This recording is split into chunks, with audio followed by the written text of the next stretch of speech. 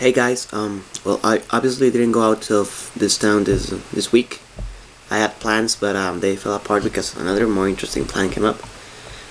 So I'm here, and I'm gonna be talking to you a bit about some stuff that I wanted to, well, a lot of stuff I wanted to talk to you about. Mostly news. I think I'm not gonna be doing a review today because there's a couple of things that I want to go into. The first, about June 27th, which if I'm not mistaken was Monday or Sunday, came out a news that you remember I talked to you about a concert in Halifax that was going to be like the biggest concert for in Canada. It was going to be trying to outsell one of the Beatles, I think Paul McCartney, and something with Metallica, and it came out to notice that to interview, well, or rather in the news, that the guys at Metallica were the guys at the city council were threatening to cut down the services for the concert because the guys had the promoters had problems that they haven't been paying some of the services that they had hired, and they were for concerts with the Black Eyed Peas and Janet Jackson, and they were trying to threaten to cut what was it police, fire, and even concessions. They were basically blackmailing the whole thing. And they actually the producer of the event had to pay around 4,000 Canadian dollars for just to settle the dispute. On the one hand, I think it's fair that they should have paid whatever debts they had. On the other side, I think it's terrible for people to try to latch on to something like a concert where they know there's going to be a lot of money, so they threaten to blackball you, so you have to pay a lot of money, just because there's going to be always a larger crowd attracted to something like Metallica than there's going to be with the Black Eyed Peas or whatever. But I wanted to talk about this because there's it's not the first time that I've heard that some promoters will have problems either with the bands or the venues, and I just can understand why that happens. I can understand that sometimes you have a smaller crowd than you think, or maybe you have I don't know, a lot of economic problems or whatever. But I think it's unfair for the fans, and sometimes a lot of people don't even understand. I mean, a lot of people can't understand what happens or what goes behind the scenes and what causes these problems. But I think it's part of the issues that promoters have to solve beforehand. And I think it's important because I've heard a lot of concerts that I was very interested in going, or friends of mine were very interested in going, and at last minute possible it gets changed because somebody didn't do his end of the job, and I think it's terrible. And then I'm gonna be talking about a band that everyone either loves or loves to hate, which is Evanescence. The singer Amy Lee stated to MTV News that the new album, well, that she couldn't talk about specifically about the new album in one or two sentences because it was like the heaviest thing that they have done ever, which I think it's very bold. I wouldn't call Evanescence music to be particularly heavy. I wouldn't say it's innovative. I think some of it's good, but I think it's gonna be interesting how it goes because, well, Amy Lee has had a rocky path ever since she parted ways with the original members of Evanescence. Some of who have come back, some others haven't. But I think it's interesting what she's trying to do. I think some of the songs from the last album were really good. Some others weren't so good, but I think there's potential there, and I think, well, I'm definitely gonna be checking it out, and I think a lot of people might be interested in what comes out, right? I also talked to you about how Charon from Finland split, and I told you jokingly that we were going to be seeing a lot of new projects coming out of those bands, and guess what? It did.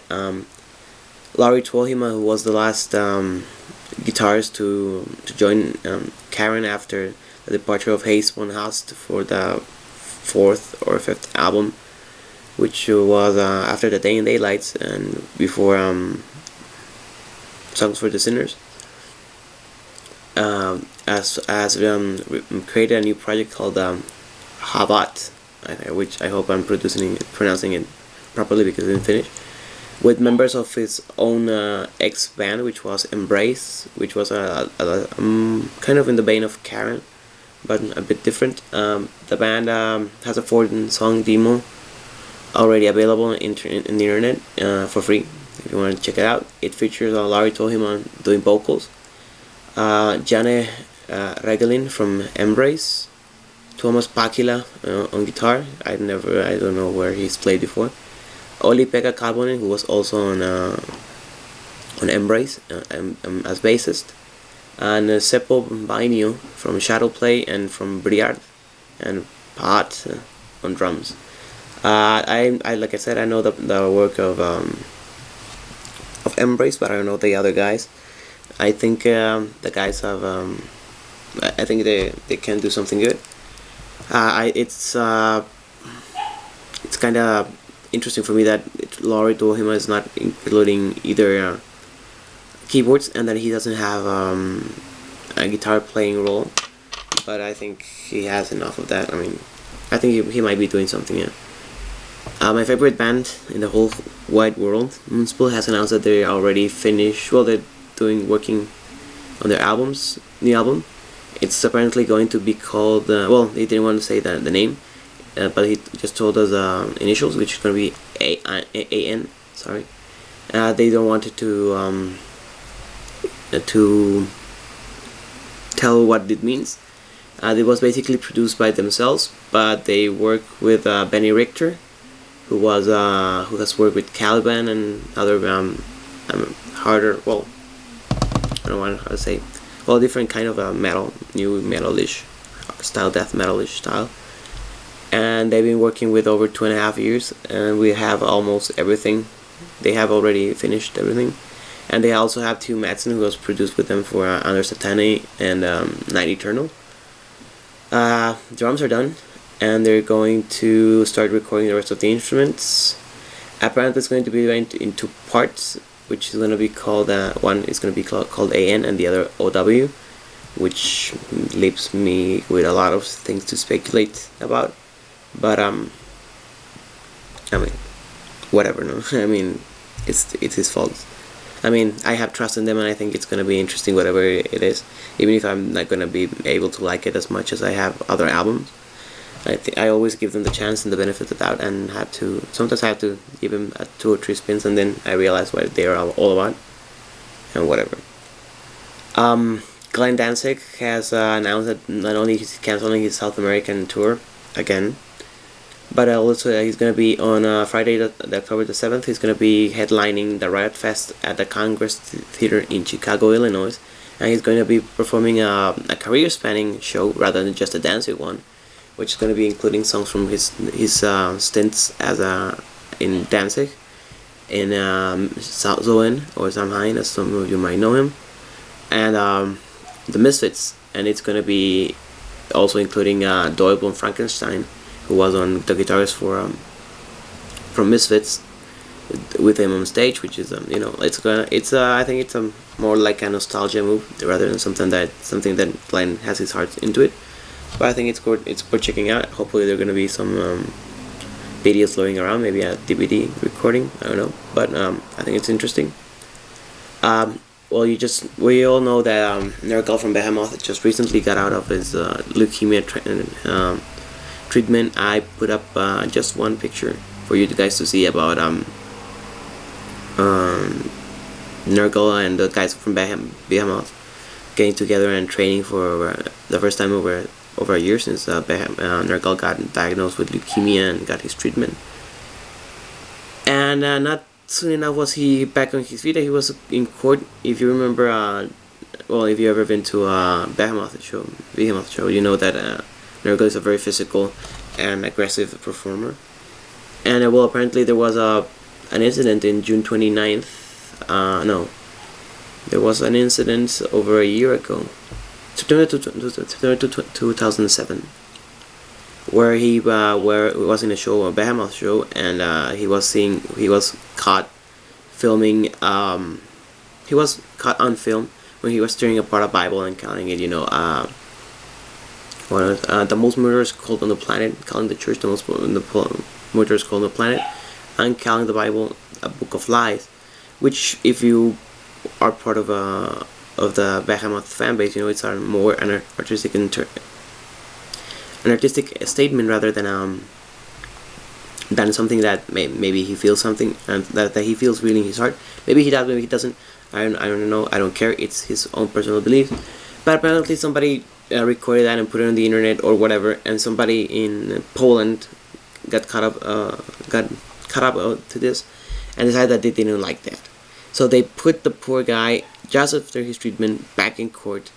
And the sad part is that there was a case that had already been dismissed by the court because the guys from Behemoth stated that they were doing their artistic expression. They were in closed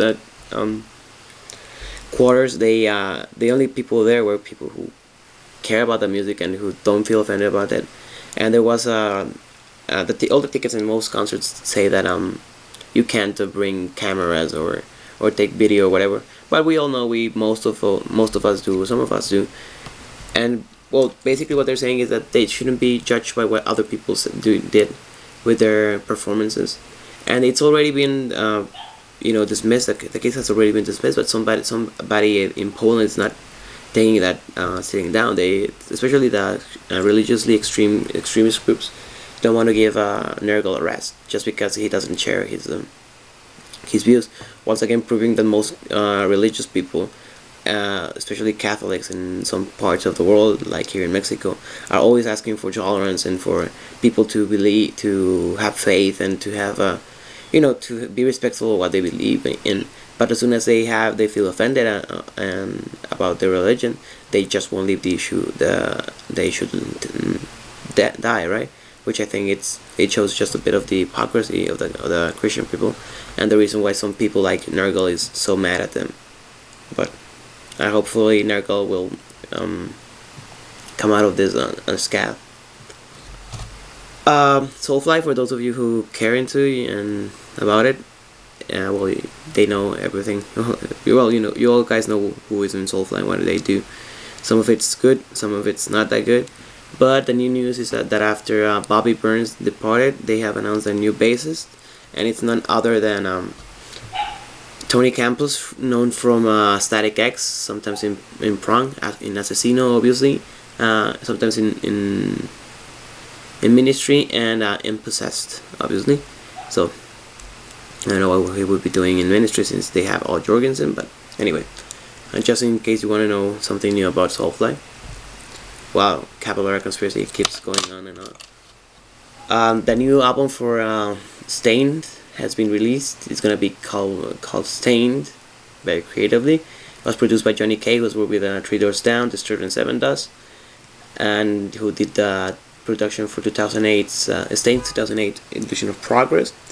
And it's mixed by Chris Lord Agi, which I have not heard. I can't remember his work and something and everything. It's 10 songs long. It has Not Again, Eyes Wide Open, Failing, Wannabe, Throw It All Away, Now, The Bottom, Take a Break, Paper Wings, and Something to Remind You. And apparently they say that it's gonna be like the heaviest thing ever, and they have recorded it ever, and it's gonna be really, really interesting. So you guys go check it out.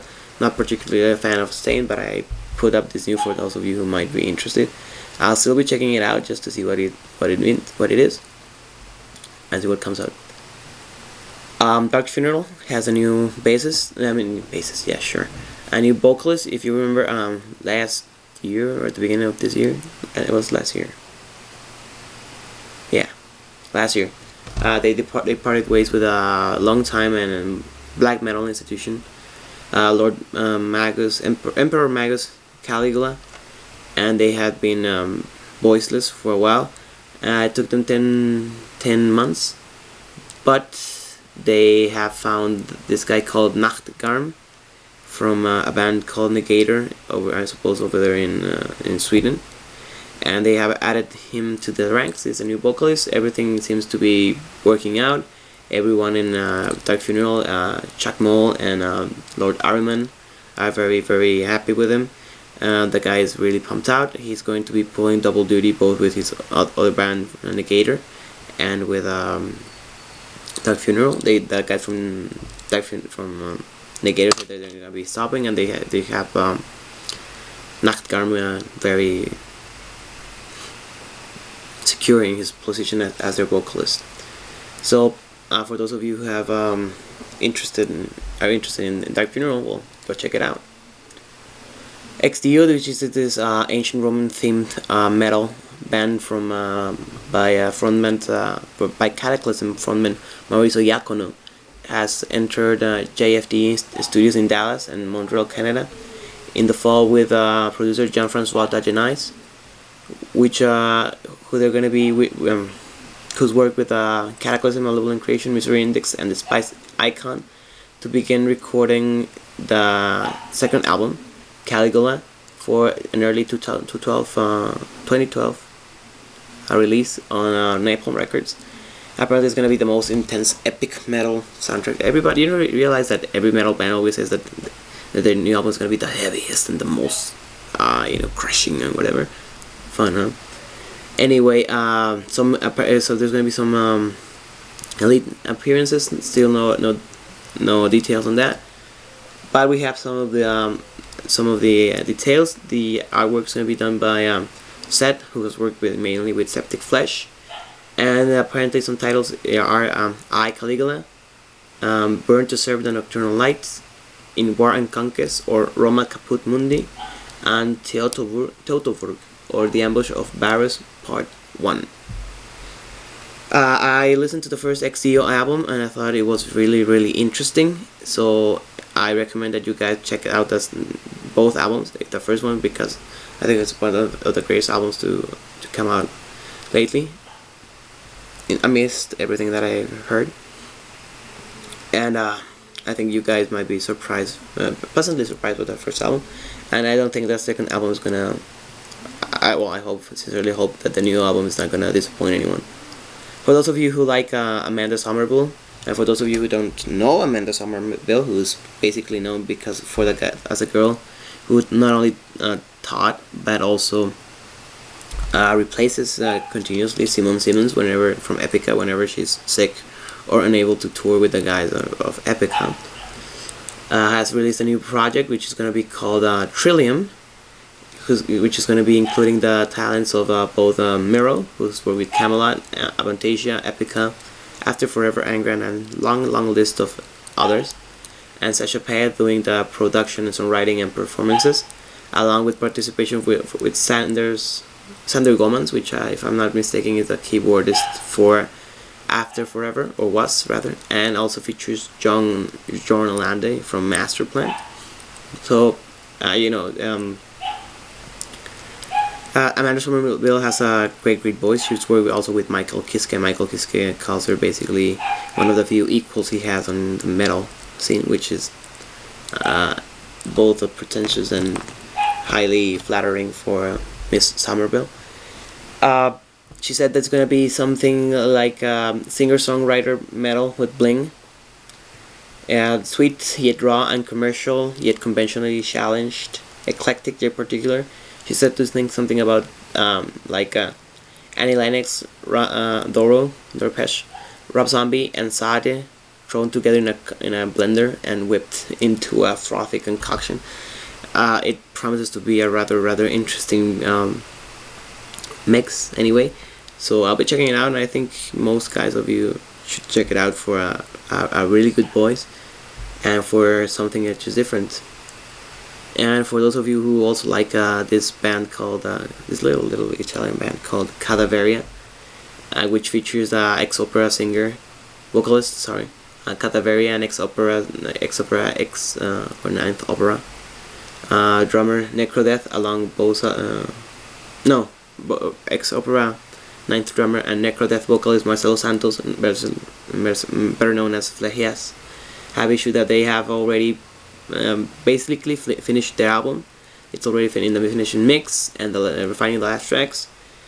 And it's gonna be 11 songs long. Still no title announced, but they have it already finished.